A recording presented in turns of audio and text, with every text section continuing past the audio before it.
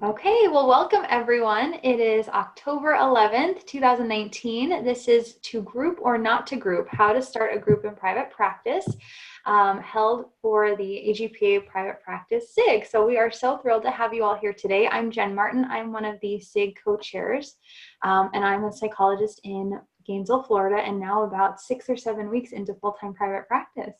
Yay! Congratulations, that's awesome. And my name is Jill Lewis. I'm the other private practice SIG co-chair, and I have been in private practice now almost 10 years, and I have two practices. I actually have a group practice in Atlanta as well as in New York, and so I have associates in New York as well as in Atlanta, where I run groups in Atlanta. I do not run groups in New York. But I do supervise everyone in Atlanta as well as in New York and oversee clinically everything that goes on in both cities. So I guess the first thing I'm going to do is I can happily share information, but I really wanted to open up to you guys and ask what your questions are. What are you hoping to get from this? Where are you at? Starting points? How can I help you? So before I impart information, I'd really like to start with what your questions are, start from the beginning and go from there.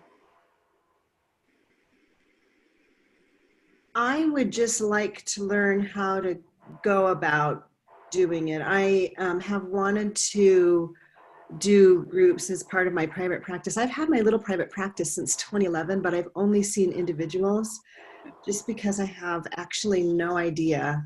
So I'm just open to any and everything. Okay. So starting points. Okay. What else?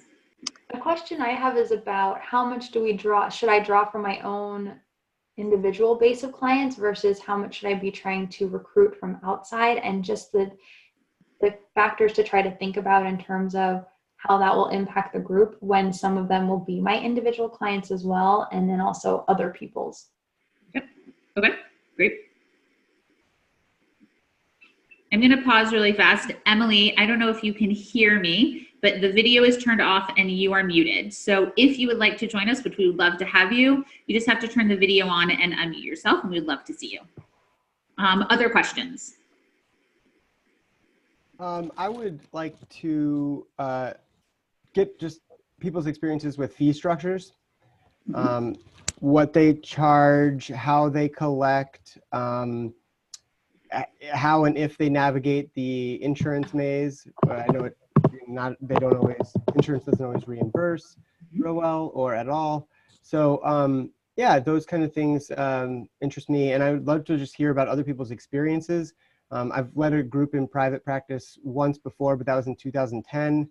I have a lot of experience doing that in college counseling, but not so much in private. So I've taken workshops at AGPA, and it seems like it was all just information that I was going to apply later, and later is now. So I would love to just get refreshed on what people's current practices are. Okay. Okay. Any other specific questions and whatnot?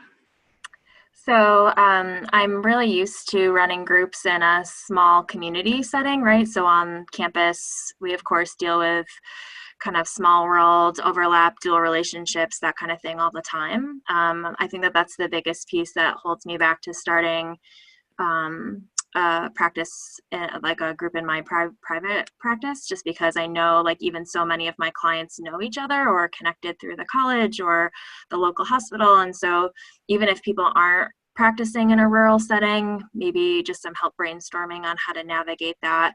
And I think some of that overlaps with Jen's question around where to draw group clients from. Okay. I was just writing this down so we can hopefully get back to all of it, and they overlap quite a bit. Okay, so the first thing that I say, please interrupt me at any point or jump in if you have a question or anything like that. Were there more questions specifically that anyone had before I kind of started to answer some of them?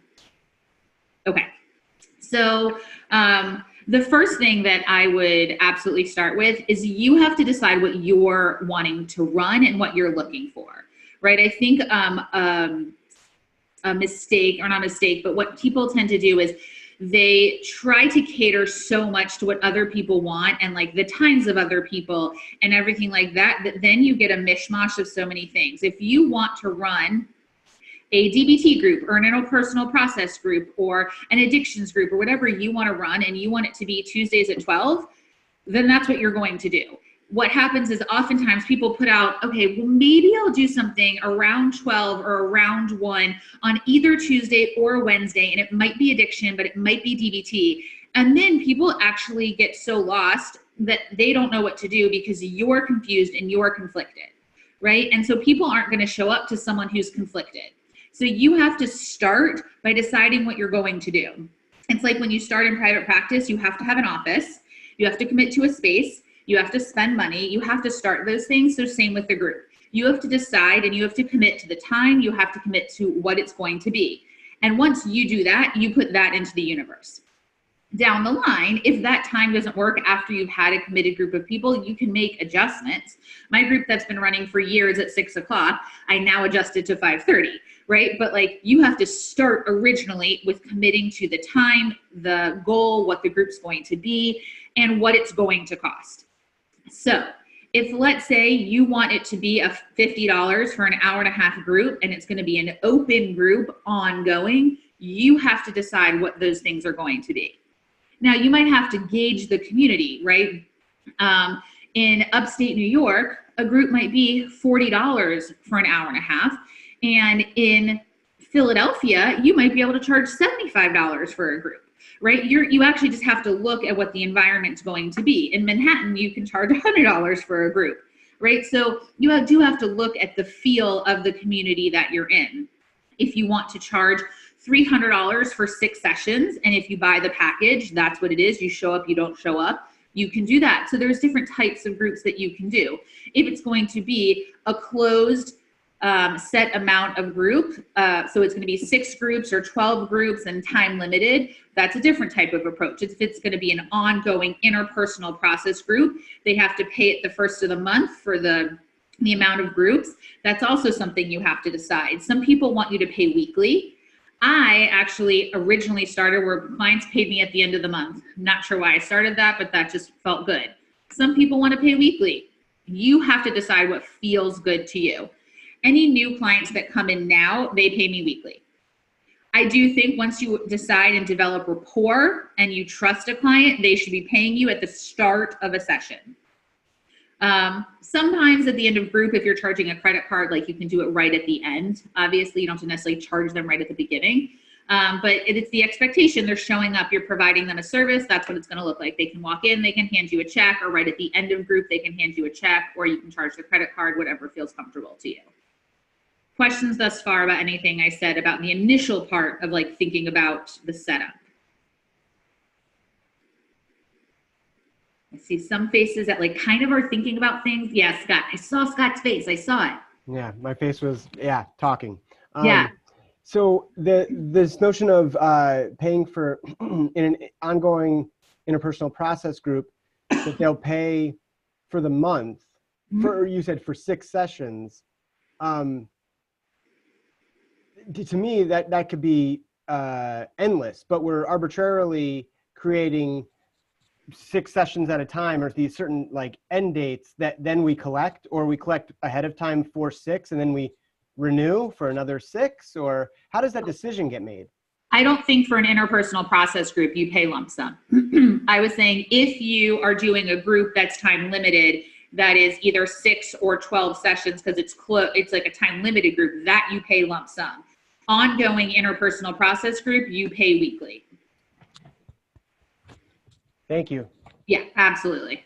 Hands down. Yeah. Oh, and one other question with that. When you say pay weekly, that makes tons of sense to me. What about the preparation for the group, whether it's a group screening or an individual session? I mean, an individual session, I would probably already be billing insurance, and we would, treat that session like a group orientation or group screening session. But if it's a separate, like if it's not coming off of our individual caseload, do you go about it the same way? Do you take only a half hour? I don't know. What are your thoughts on that? Great question. So I'll lump that into recruiting. Okay. Okay. Before we go to Yes. Jill, before we go to recruiting, just staying a little bit on the fee. So I have an ongoing process group, and I was doing weekly. Okay. And one of the things that I didn't do that was really, that I'm finding now it's helpful, this is in its maybe a year and a half, was people were coming weekly. Some weeks people would pay, some weeks they wouldn't. Of course, that gets, interpreted. And what I did this year, this fall, I talked to everyone near the end of we take a little break in the summer, like 2-3 weeks off. And I had them, they're now paying at the beginning of the month, because it really was getting to a point, some people would pay, some people wouldn't. And so when you mentioned the first of the month, I have it now that they pay for a month at a time, and that they're buying a chair, because I can't teach them when they're not. And I found that that was helpful versus the weekly. And some people do that too. And I mean, that's what I say when I do the consultation, which I'll get into, is that you're buying a seat, right? Like you are showing up, you are taking a seat.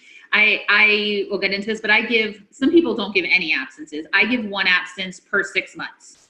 So January to June, you get one absence free, and July to December, you get one absence. Other than that, if you miss, but you're responsible. So exactly what Sherry was saying is that, like, you're taking a spot. So you miss, I can't fill that night. So the group's expecting you, I'm expecting you, the community is expecting you. So those pieces are important. So yes, if it felt like at the beginning of the month, the expectation is that you would be paying for those spots, I think that's another way to do it. Absolutely. I wouldn't do an arbitrary number, like 6 at a time or whatnot. If it's a month and that feels good, okay, then I think that's a great way to do it. I'm more of the weekly as it is, only because I think that there's something about the expectation of finances each week, but I think however you choose to do it is totally fine. Okay, so recruiting and like the initial process. I think it's hard when you're in a very small town in a small city and there's a little overlap, as well as do you recruit from your own clientele, or do you seek out? I think it's both, right? So it's awesome to see your own clients in a group. You get to the clinical process that you get there is so incredible. I also think we work with clients outside of our groups, outside of our individual caseload. So I don't think it's a pro or a con. We get both, we get a lot of information both ways. What you do is you process it, right? You process it in individual and you process it in group. What's it like that you have a bit more of a connection with people in the room? We talk about that. It comes up a lot, and people will say, like, more about these clients, where you have a stronger connection with them. Well, do I have a stronger connection, or do I just might know a bit more information? We process that, right? Is there a stronger attachment to mom, right? Is there a bit more rejection? Am I seeing them more, right? Like, am I good parent versus bad parent, right? Like, is it feel like there's siblings that are more connected because I'm mom, right? So those are just clinically a dynamic that you talk about. Don't shy away from it. Make sure that it's explored. On the first day, I don't walk in and say, hey, I work with these 3 people. It evolves. And the cool part that you'll see is there's going to be some people that no matter what say, I work with Jill. I work with Jill. Well, when Jill and I talk about this in individual, right? So you explore that dynamic, the need of attachment towards the therapist, and some people will never bring it up, right? So there's a need to be separate and there's a need to attach. So those are all just great clinical things you can bring into session, into the group dynamic. And honestly, you'll explore them in individual too. What's that need for you to really identify with me in the group? You process that in individual as well. So that's just part of that. I would honestly, as far as recruiting, I mean, I look at listservs, I go to different centers. I work with eating disorders, so I go to eating disorder centers, I go to different mood disorder programs, I go to different mental health facilities, listservs, just sort of like networking my group. That's where I would go to do it. So I do a 1-hour consultation. I charge it I give a reduced fee of what my actual rate is, because I have a higher rate, but most people just charge a regular individual session. They can submit to insurance like they would. If you need a second or a third, you can do that too. I think depending on your city and how clinical it is around groups, you can do a second. I tend to do one. If I need a second, I do a second. I make sure I get enough information, and I also explain the dynamics of group and how valuable and how important it is. And if I've had a few times where I've absolutely needed to do a second, and I do a second, I charge a second, I give them another invoice. I give them an invoice at the end of the month, or super bill. They can submit to insurance. They get reimbursed for group. And I'm reimbursable, so they get reimbursed for group just like they would individual. It's just a lower rate because group's less money. Questions about that part? Did I answer your question, Scott? I did not. There's more. The bit about an invoice at the end of the month for them to submit. If insurance is going to reimburse for a group on any level, why don't you just bill insurance instead of giving them a super bill to submit themselves? Sounds like something you do if it was out of network. I don't deal with insurance in any way, shape, or form. Oh, okay. So I'm a complete out of network provider, so they can deal with it, so they get their super bills. Gotcha. Yeah. Thank you. Sure. So is it unethical if you're paneled to charge out of pocket for a group? So then I would have to bill because I'm paneled.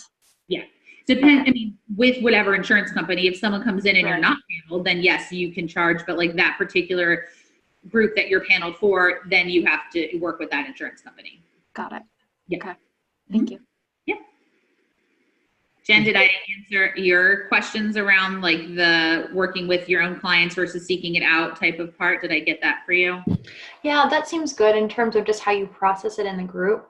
I was realizing that I guess when I was in college counseling all the time, I had people that had different therapists. So it just felt different, probably because it's my first time here.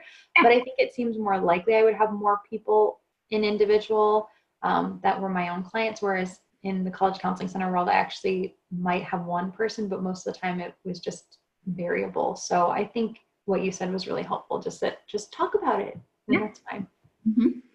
It evolves. The process evolves as the group evolves, and it comes up. I mean, it absolutely will. So it's, yes, be aware of it, but it'll happen naturally sort of as the group takes place. Initially, I tend to find when you're starting your group, if you have enough people in your own practice, like you actually tend to start with more people in your own practice, like naturally. And then as the group grows, you can feed it with more clientele outside of your own practice.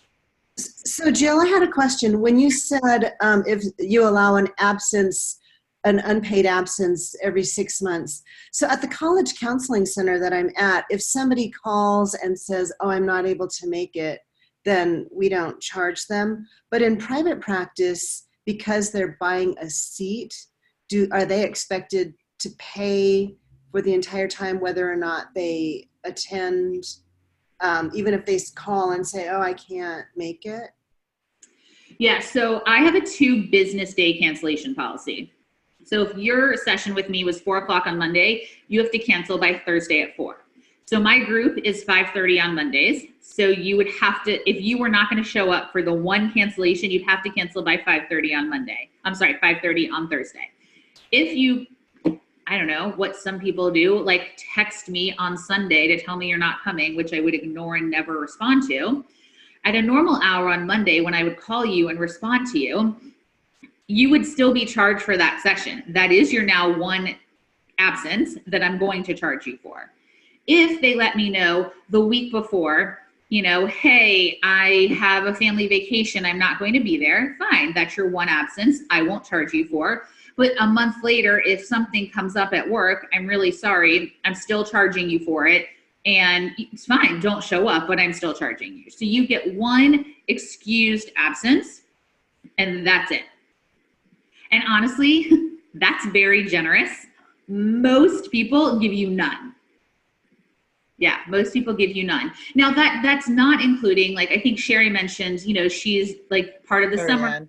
Sherry Ann, I'm so sorry. Sherry Ann mentioned there were a few times like they're away for a few weeks in the summer, right? So similarly, like I was away for the Jewish holidays and we didn't meet on Labor Day. So there's a handful of times where we don't meet. So they get enough times off that it's not like we're meeting every single week. So I also let them know you're not going to be obligated for every Monday for the rest of your life. There's probably about 6 to 8 times throughout the year where I won't be available. You are not charged for those Mondays. So I let them know that too. And do you give people calendar in advance, like here are our dates for the next 6 months, just so you know when we've got like the summer break or there's a holiday, things like that? I try to give them as much notice as I can. Usually my calendar is probably 2 to 3 months of notice. And I also let the group sometimes make a decision. Like if we missed Labor Day and then I knew that Rosh Hashanah was a Monday also. And so there was like a period of, we were going to be missing a couple Mondays within about a month. I offered them an alternative date if they wanted it on a Wednesday. So I gave them that option. And if, let's say 75% of the group could meet and they wanted to, then I would do it. If they did not, then we missed and that was fine. And Jill, in the very beginning, whenever you introduce a new person, so do you ask this person to commit to X amount of sessions? Okay, so those are great things. So then we'll get into sort of the dynamics of group. So when someone comes in, I ask, it's a 3-month commitment. 3-month commitment. A lot of people say 6-month commitment. In New York, that's where I was for many years. Like that was a little more acceptable. So in Atlanta, sort of interpersonal groups and long-term groups are a little harder to, recruit people to. So I asked for 3-month commitment. If some people are really, really reticent, I'll kind of back down to a 6-week. But only once in a while are people really that hesitant. But I do ask for the 3-month commitment. In my particular field, they also have to have an individual therapist. I don't think that's necessary in all interpersonal groups, kind of depending on the caliber of the clientele you're working with. Mine, as I said, all have eating disorders, so I do require that they have an individual therapist, so that's one of the criteria. But yeah, so 3-month commitment, they're going to show up. My ground. Ask them to pay for the entire 3 months, right? They don't, no, they pay just like I said, they pay weekly. Yep. Have a credit card on file, or some pay with check. Some pay, no one pays cash, check. So they're basically strongly encouraged to attend for 3 months before making a decision. Okay. Yep. If however, they don't stay for the 3 months, they're still required to pay for 3 months. But how would you enforce something like that? So most people, I have a credit card on file. So I require everyone to put a credit card on file. Mm-hmm. So they're under the impression that they're committing to 3 months. Again, as Sherry Ann said, I go with her statement. They're buying a seat. So they're committing to this period of time. If they choose not to stay, then they've committed to this period of time. I think it's happened once. Okay. Yeah. Okay. It just feels very anxiety provoking to do something like that. I don't know.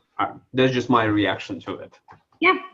Do you want to share more about that? Well, it just kind of, it feels like, so, if they show up for the first 4 weeks and then, basically vote with their feet out, and I continue to charge them for basically 8 more sessions, what if they come back to me and, what if I'll get sued or something like that? Like, well, I don't know.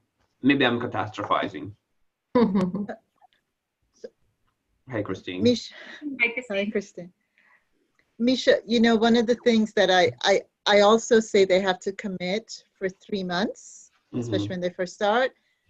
And thereafter, even if they choose to leave, that we have a termination process.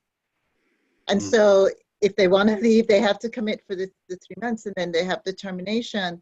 And if they don't do that, they have committed to it. And I feel very anxious, like, oh my gosh, I'm a thief, I'm taking the money. But part of it is also, I think we always say, well, where else does this happen in your life, where you sign up for something and then you back out? You can't get your money back most times. And they can hate me, and I hate being the bad object. And trust me, they get really angry. So someone left the group, and, if you paid for the month, you've paid for the month. it is, so I can agree, it is anxiety provoking. And one of the reasons I'm doing the month thing, the group also wanted help around budgeting, financing, money comes up a lot. So I think the fee's really a good place to work this out with them. So Sherry Ann, when you charge for the month, if there's 4 Mondays, let's say in the month, do you charge a set fee for the month, or do you charge per session and then adjust the fee that way? So there's a weekly fee, but I collect my fee at the beginning of the month. I was doing it every week. Some people, it was just too much work for me. Did somebody pay? I have these envelopes that I leave out. It was, I found it better for me to do it this way. And there was some pushback. And then I asked them to think about it just in terms of, well, yeah, what is it like that I feel greedy, or we just process it? That's great.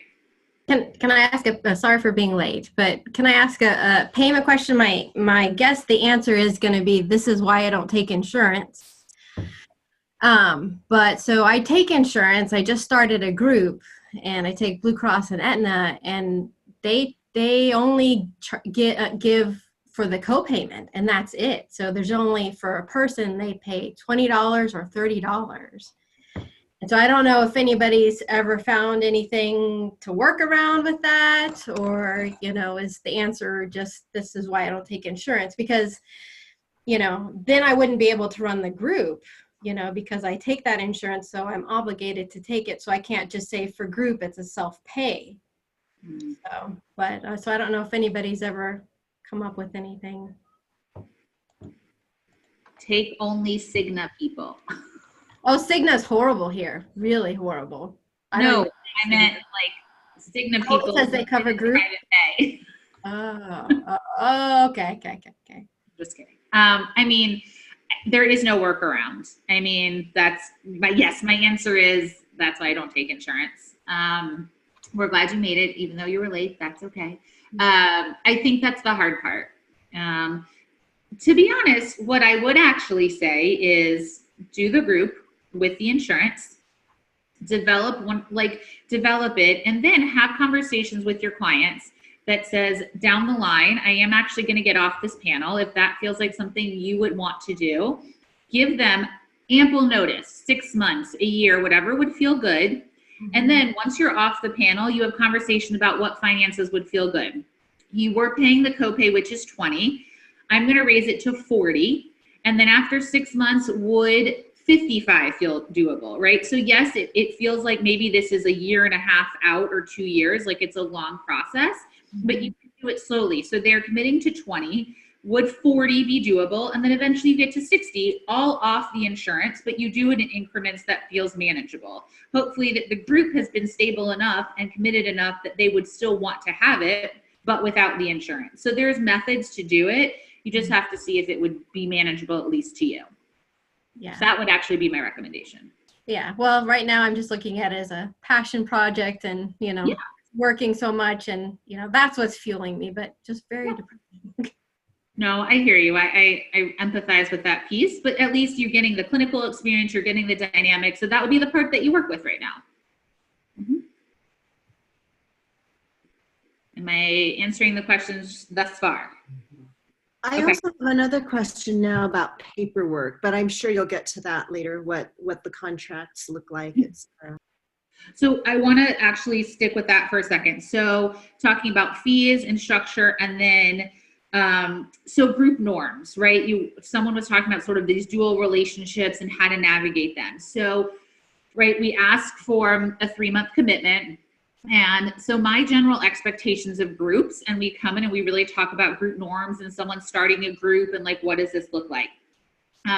So every group has group norms, and my general expectations and what I talk about in group is we start on time, we end on time. So I'm ready. I will be in my chair at 5:30, and the second that clock says 7 o'clock, we are done. Oftentimes it feels really hard. Someone's in the midst of something, and right, like, Jen, thank you so much. Hope we can pick that up next week if you want to. But that's the boundary of group. I will hold you and I will maintain it, but we don't go over. We don't start late, right? Like, that's the boundary. And so I think that's one thing of group expectations and group norms. We start on time, we end on time. Everyone has a little bit of different sort of process for how they want to start group, or how they introduce members, or what their engagement can be like outside of group. So my boundaries, with some people have a very hard time with, is there is no engaging outside of group. So there is no talking in the hallway. There's no talking in the elevator. And when I was in New York, right, like people could like walk down the street for a while together. And I would honestly say, go a different direction, right? Or wait and take a different elevator if it feels too hard. But the boundaries are, the safety of this group is it happens in the room and it stays here, and that's it. We used to have a lot of conversations about this. And I've gotten a lot of feedback that people feel very safe in that, even though it's been very hard. Now, a lot of people don't do that, you know, especially sort of in the eating disorder world. They want a lot of community and they want a lot of support, but they can go get that from like an ANAD group or a support group or an intuitive eating group. But in this particular room, this is what it looks like. If you don't want it, then that's fine, go somewhere else. So I think you just have to decide what your boundaries are. If you're dual relationships happening, right? Like, and you're going to have someone who knows each other, that has to be talked about in the group. It has to be brought up in the group, and it has to be really transparent, because you're already having subgrouping immediately, and there's already literally a click on a subgroup, and that has to be really, you know, you have to be very open about it. So that would be the first rules. What are the group norms? Do I have people come in and introduce themselves? So I do. I ask them to say their name, and usually something, whether if they want to, something they get out of group, why they're in group, and that's about it. The reason I do that in my particular group, again, I have women and men who are a little bit less functioning, and I find that they need that notch of connection. If I were running a general interpersonal process group, I would not be doing that. But that's just me. Anyone can kind of do it their own way. I've been in groups where we haven't gone around and said that, which is fine. So that's sort of up to you. Questions about that piece? Did I answer it? Do you need more information? Do you meet with them prior to the group, and for how many times? Like I've heard some private practitioners, you know, they meet 3-4 times to do like pre-group screening and stuff like that. So I'm curious what that process for you looks like. Right. So I sort of mentioned that before. I do at least one session, and I charge, as I sort of mentioned, my fees are a bit higher. So I charge a little bit less for the individual consultation. Most people, I think, charge basically their rate, but I just charge, like, I do a one individual session. I give them a super bill to submit to insurance. When I was in New York, if I needed like a little bit more, like a 1 or a 2 session, as I said, it was a little more accepted. Here, I typically do one. If I really need a second, I'll do a second. If I need a second that maybe only needs like a half hour rather than a full time, as I said, I'll assess that too, but still give them a super bill. And once or twice, I've really needed a second session. Usually I can kind of get it done in an hour, maybe hour 15. And I set it up, and then we have a follow-up conversation. I always then go to my group, let them know we're having another client coming in, discuss it. Most of the time they're like, okay. I mean, like, it's, you know, we're supposed to have these conversations about a new sibling coming in. What's it like? And they're like, great, a new person. And then the following week, typically they start. And yeah, so one, maybe a second. So a lot more people, I would say, tend to like to have 1 to 2 to 3. I typically have one, maybe a second. So by the time they get to me, if they're ready to do group, I can assess that they're ready to do group. If they're like 3-month commitment feels good. So if they're at my door, they're ready to go. So yeah. What other questions?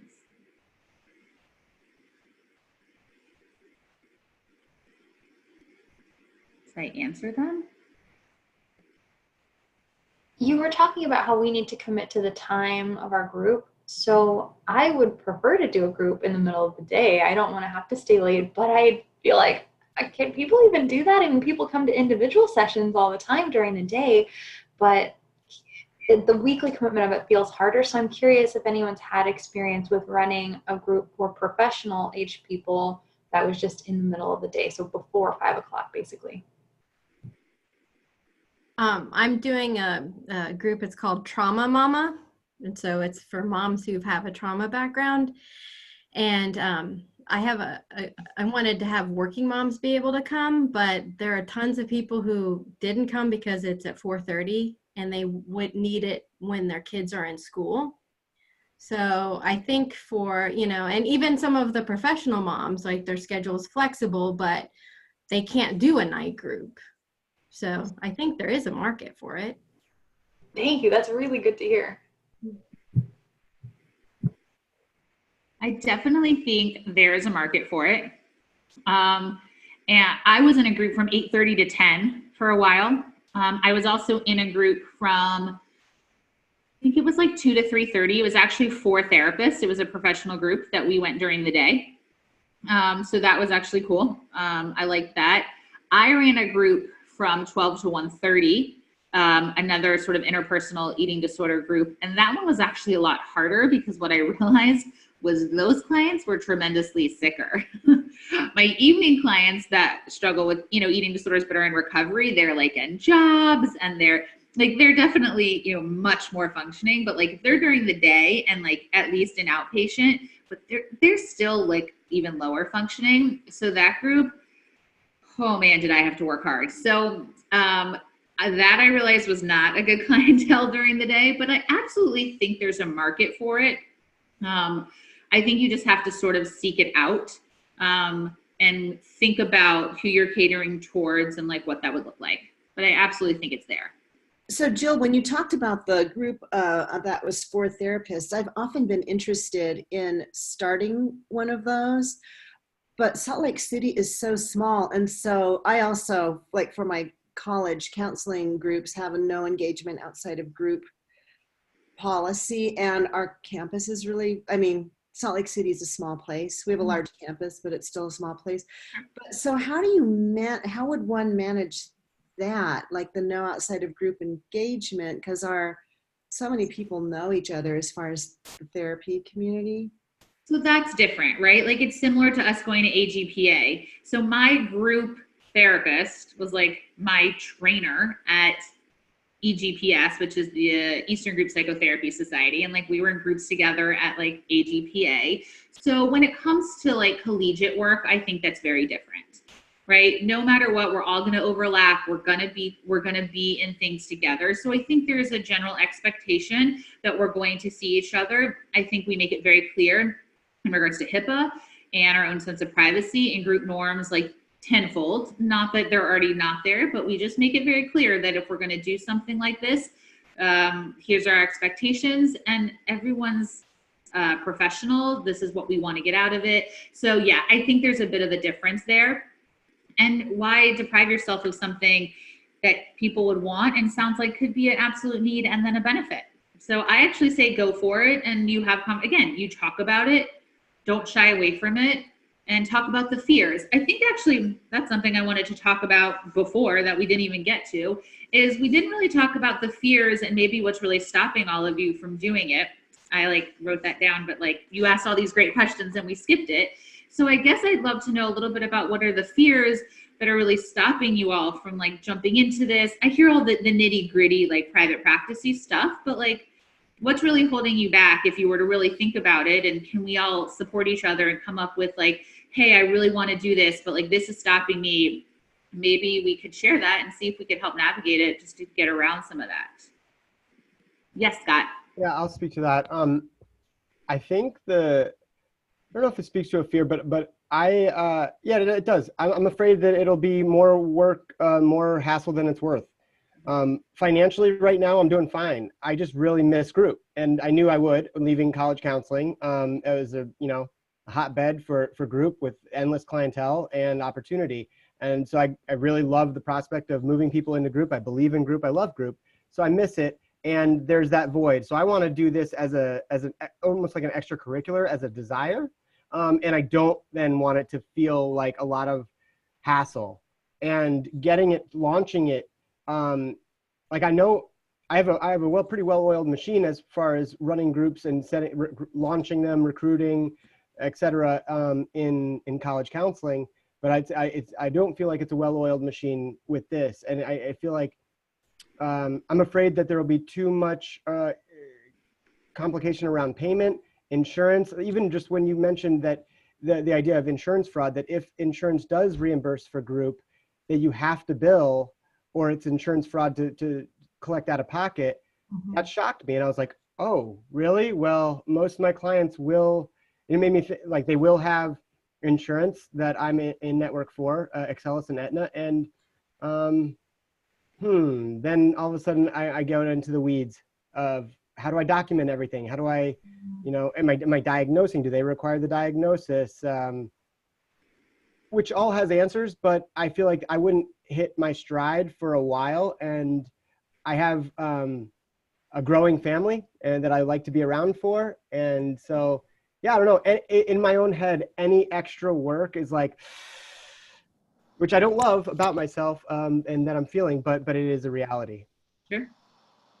Yeah, Scott, I feel you. I'm exactly in that spot. And I left college counseling to go to private practice. And that's exactly it. It's like financially, you could see them individually and be paid, you know, $140 an hour, Mm-hmm. or you put them in a group and be paid $20. Right. You know? And it's a labor of love, as you mentioned, but I can't get by the fact that feels like wasted time, which maybe is more, it impacts me more on a principle level than in actuality, but either way, I'm psyched out by it before I've started. Yeah, I had two groups of the second one, everybody was crying and so helpful and they were hugging, like, thank you so much for bringing us together. And I was like, okay, that's why I'm doing it, you know, and getting that recharge from doing group. That's the payment, you know, sucks it's not financial, but yeah, so I feel you on that. Yeah.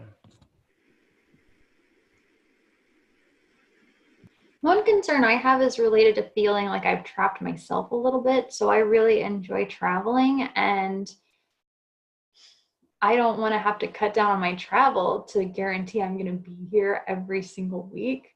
So I've been playing in my head with, well, maybe if it was like a Tuesday or Wednesday group, I'm more likely to still be in the office, even if I traveled on the weekend. So that's where it comes from for me. I think I feel that same theme, Jen, maybe in a little bit of a different way. Just being in like a small community, I sometimes already feel isolated as being the therapist of people who I see in our community already. You know, like I can't go to a event at my child's school without always running into at least the parent of a client or a client. And you know, so I feel lucky in having like a good gaggle of other clinicians that I can like go stand with at those events who also have school-age children. But I think I'm worried about feeling like I'm gonna isolate even more, like my community will become smaller. So it's like, do I like have screening questions like, you can't have a child in the Hamilton school district to be accepted into this group? And do I just make that like just part of my like even pre-screening criteria for myself? Or will you have a child in the next 3 years? Right, exactly. Right. So I'll share this as well. So I'm actually, I connect to everything you're saying. So when I was in New York, I was there for almost 14 years and I moved to Atlanta 3 years ago. And I had a son, he was actually 7 months yesterday. So I'm transitioning back from maternity leave. But when I was in New York, I had a well-oiled machine. I had group, I had referrals. I mean, I couldn't keep enough people in my groups. But then I moved to Atlanta, where it's not a very process-oriented, dynamic community. And I kind of had to go to people and be like, hey, let your clients be in my group. And it was really scary and really nerve-wracking. I kind of set a start date of September 1st. Group didn't start till November 1st. It required a lot of effort to get the group started, but I really believed in it. But Scott, a lot of the things that you said were very true. It required a lot of effort. Many times I said, okay, I should just give up on this. I felt really nervous that I was this new therapist coming to the Atlanta community where I was going to fail. And I've convinced all these people that this is a really good thing for all your clients to come do. And it was just going to flop. And it took a while for it to take off. But once it did, it really was successful. And I thankfully had a lot of people supporting me. And then it was going great. Then I had this awesome kid, but I was on maternity leave for so long, so I stopped recruiting for it. And now I'm kind of back to square one again. And that's really where I'm at again, is like really trying to build it up. I'm back to 3 people again, actually, thankfully 4, someone's starting in a couple weeks, but it's, again, I have to re-recruit for it, and I have to advertise, and I have to market myself, and I have to like go be my own PR person, which is what we are when we're in private practice. We have to be our own PR people. So I'm very much connected to what you said, a growing family. Anything takes me away. Monday nights, like I'm not home to like put him to bed, and it takes a lot. And so I think it is a piece. So everything you said, I was right there with both of you. And so I think it's a really important piece is navigating the pressures around it. What feels good? What do we get from it? The benefits. What I will say, similar to private practice, we have to spend money to make money. We have to do the work in order to build it. So the hassle behind it gets us there if we desire it. So it will be a hassle for 1 month to 6 months. It'll get us there. I know if I can put the energy in, the group will grow again. I know that the people that have responded to the group have told me it's literally been life-changing. I have watched people like come out of the darkness in group. I have watched people assert themselves and voice things and literally change the way they communicate in my groups. And so because of that, I'm going to keep doing it because I know the value and the impact that it has. And I know all of you, based on what Christine, you just said, I know that we will keep doing it. So I encourage you to try to put that part, not necessarily the fear part, but the exhaustive part or the frustrating part or a little bit of loneliness part to say, okay, like, how do I navigate this and step outside of it and see if I can like move past it just a little bit. The travel part, Jen, I'm totally with you, but like, I'm stuck here. So like, I can't do that anymore. But I get you. I was with that for a while. That's why I did Mondays, so I could travel Thursday to Sunday. That's why I honestly did Mondays, because I like to travel. So I used to do Thursday to Sunday. So I'm with you. So I identify with everything you guys have just said. Other thoughts, questions, feelings, reactions, anything anyone wants to share?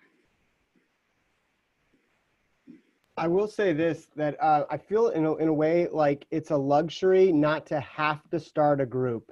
Mm-hmm.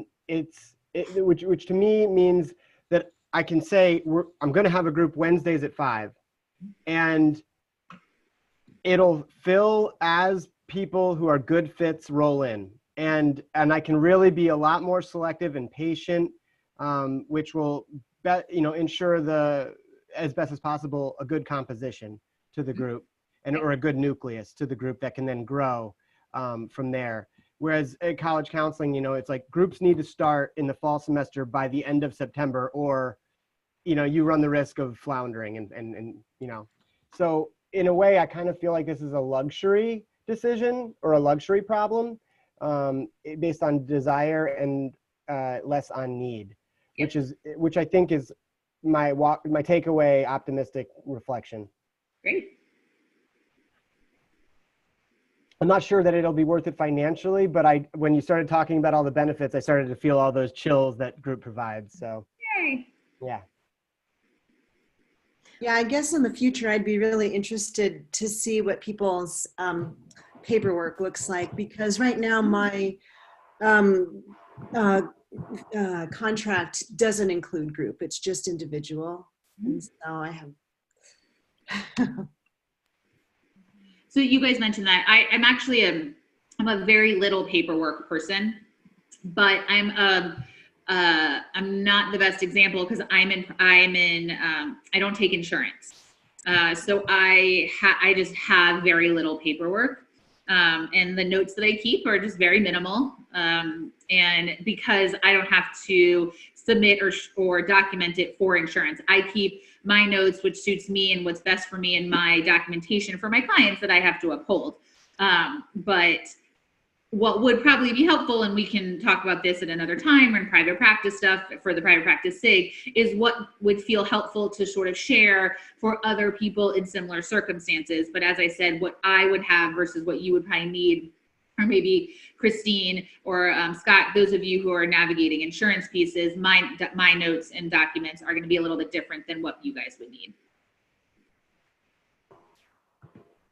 So since it seems like we are kind of wrapping up in terms of time, any final questions before I just shift our focus a little bit? I'm down for opening a consultation group for private practice SIGs, but I'm sure it seems like most of you are college counseling folks, so your schedules are probably all full. But just putting that out there, if, I don't know if, Jen, you're thinking about having something like that as support. I think especially for private practice people, is that we don't have the staff like you guys do. So I think it would be an important thing.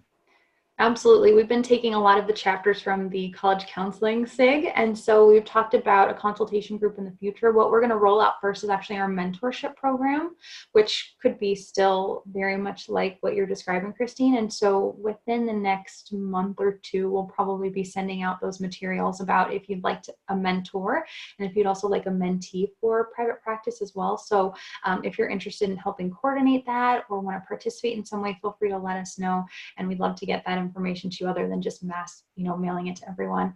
And also, are there any future webinar topics that you guys can think of that we can already be getting in the queue in the future? I gotta go, everyone. I have another meeting at 1 o'clock. All right. Thank so you, much everyone. for Take this. care. And big thank you to Jill as well before you all leave. So thank you to Jill for the great Jill. job with this. Appreciate it. Nice seeing you, Misha. So a topic, we're done, or?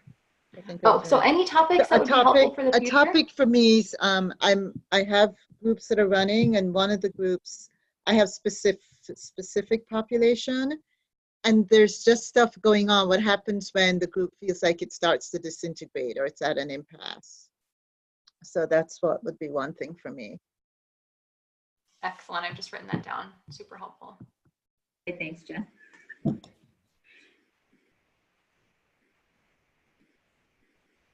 Okay, well, as always, feel free to just send us a message if you have any ideas, either on the Facebook page or through email. But thank you all for being here.